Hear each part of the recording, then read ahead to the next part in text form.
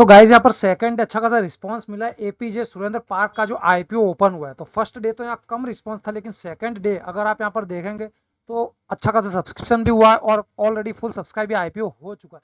तो अगर अभी भी आपने इसमें अप्लाई नहीं किया और आप अप्लाई करना चाहते हैं तो कुछ इंपोर्टेंट डिटेल्स आपके लिए इस वीडियो में बताने वाला हूँ। तो सबसे पहले सब्सक्रिप्शन देखेंगे सेकंड डे के, क्योंकि कल आईपीओ ये क्लोज होने वाला है। तो सेकंड डे के आप सब्सक्रिप्शन देख लीजिए यहाँ पर। तो क्वालिफाई इंस्टीट्यूशनल बायर्स में देखेंगे तो 1.26 टाइम सब्सक्राइब हुआ है। नॉन इंस्टीट्यूशनल इन्वेस्टर में देखेंगे लगभग 10 गुना से ज़्यादा ऑलरेडी आईपीओ सब्सक्राइब हो चुका है। रिटेलर्स की बात की जाए तो 13 गुना से ऊपर सब्सक्राइब हुआ है, और इंप्लॉयज़ की बात की जाए तो 2 गुना से ऊपर आईपीओ सब्सक्राइब हो चुका है। ओवरऑल टोटल सब्सक्रिप्शन आप देखेंगे तो लगभग 6 गुना के आसपास ये आईपीओ सब्सक्राइब हो चुका है। तो कहीं ना कहीं अच्छे खासे लिस्टिंग गेंस की एक्सपेक्टेशन आप रख सकते हैं, लेकिन मैं आपको बता दूं इसके जीएमपी में कहीं ना कहीं कमी देखी गई है और भारी गिरावट इसके जीएमपी में आपको देखने को मिल जाएगी। तो अभी फिलहाल में इसका जीएमपी कितना चल रहा है, आपको कितना बेनिफिट दे सकता है।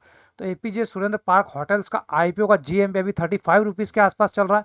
155 इसकी कट ऑफ प्राइस और 23% के लिस्टिंग गेंस आपको यहाँ पर देखने के लिए मिल रहे हैं। जो कल तक 45% के आसपास के लिस्टिंग गेंस आपको दिख रहे थे, वो कहीं ना कहीं आधे रह गए, इसलिए मैंने आपको बताया इसमें कहीं ना कहीं गिरावट देखी गई है।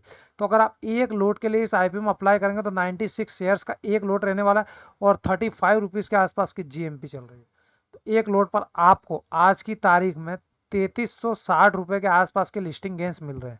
तो गाइज अगर आप यहाँ सिर्फ और सिर्फ आईपीओ में लिस्टिंग गेंस लेने के लिए अप्लाई करते हैं तो लिस्टिंग गेंस के हिसाब से तो आईपीओ ठीक ठाक लग रहा है। अदरवाइज लॉन्ग टर्म के हिसाब से अगर आप देखा जाए इस आईपीओ को, लॉन्ग टर्म इन्वेस्टर है तो फिर आपको इसके फाइनेंशियल देखने पड़ेंगे, तभी आपको डिसाइड करना आपको इसमें इन्वेस्ट करना है फिर नहीं करना है। तो इसके फाइनेंशियल भी देख लेते हैं चलिए। तो 2021 से लेकर 2023 तक का डेटा यहाँ पर इन्होंने शो किया है। वहां पर रेवेन्यू की बात की जाए तो 2021 में 190 करोड़ के आसपास का रेवेन्यू था, जो कि बढ़ते बढ़ते 2022 में 267 करोड़ हो गया, 2023 में 524 करोड़ हो गया। तो रेवेन्यू तो डेफिनेटली कहीं ना कहीं बड़ा। एक्सपेंस देखेंगे 2021 में 262 करोड़ के आसपास थे, 2022 में 309 होगा और 2023 में 458 करोड़। एक्सपेंस भी इसके बढ़े। प्रॉफिट आफ्टर टैक्स आप देखेंगे तो 2021 में 75 करोड़ के लॉस में थी कंपनी, 2022 में लॉस रिकवर हुआ 28 करोड़ के लॉस में थी, और 2023 आते आते लॉस में से प्रॉफिट में आ गई कंपनी।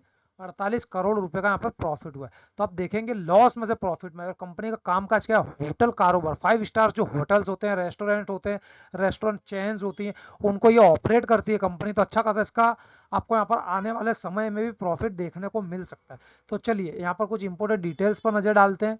तो यहाँ पर आप देखेंगे आईपीओ ओपन कब हुआ था। तो 5 तारीख को आईपीओ ओपन हुआ था। इसकी क्लोजिंग डेट आप देखेंगे 7 तारीख, कल क्लोज हो जाएगा अगर अभी तक आपने इस आईपीओ में अप्लाई नहीं किया है।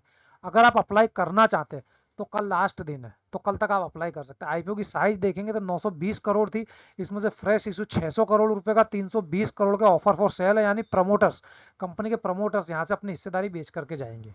इसकी प्राइस देखेंगे तो 147 और 155 है। तो आपको 147 वाले पर तो अप्लाई करना ही नहीं, क्योंकि ऑलरेडी फुल सब्सक्राइब आईपीओ हो चुका। तो अगर आप इस प्राइस पर अप्लाई करेंगे तो आपको अलॉटमेंट मिलने के चांसेस बिल्कुल ना के बराबर। तो आपको 155 वाले कट ऑफ प्राइस पर ही अप्लाई करना है, दोनों ही जगह पर लिस्ट होगा। सबसे नेगेटिव पॉइंट इस आईपीओ का आप यहाँ पर देखेंगे रिटेल कैटेगरी, जो सिर्फ और सिर्फ 10% के आसपास है। अमूमन हर आईपीओ में 35% के आसपास होती है, लेकिन यहाँ पर 10% है।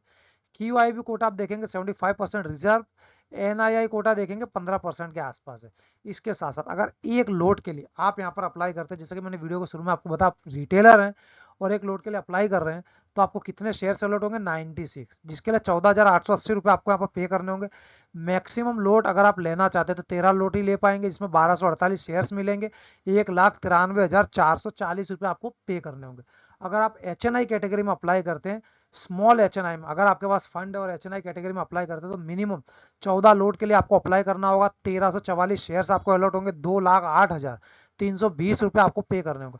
बिग एचएनआई में अगर आप अप्लाई करते तो 68 शेयर्स आपको अप्लाई करने होंगे, 68 लोट, जिसमें 6528 शेयर्स अलॉट होंगे, 10,11,840 रुपये आपको पे करने पड़ेंगे।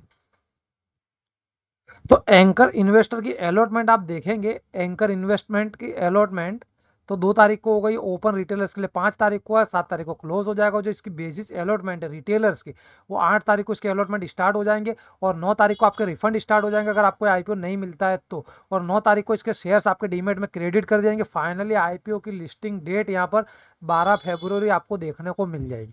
12 तारीख को आप इसमें ट्रेड कर सकते हैं। तो गाइज ये कुछ इंपॉर्टेंट डिटेल्स थी इस आईपीओ के रिलेटेड। तो क्या आप इसमें इन्वेस्ट करने वाले हैं, इसे अवॉइड करेंगे? कमेंट सेक्शन में कमेंट करके जरूर से बताना।